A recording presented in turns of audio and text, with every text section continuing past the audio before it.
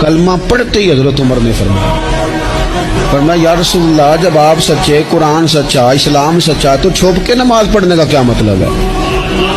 فرمایا ابھی تعداد ہی کوئی نہیں، 40 تو مسلمان ہیں۔ عرض کی حضور مہربانی کریں نا، آپ صرف اجازت دیں۔ 20 لوگوں کی صفیں بنا دی گئیں، ایک صف کے آگے حضرت عمر ہیں، ایک صف کے آگے حضرت امیر حمزہ ہیں۔ جناب عمر کہنے لگے چونکہ آپ اللہ کے رسول ہیں تو لہذا نماز بھی آج اللہ کے گھر میں پڑھی جائے گی۔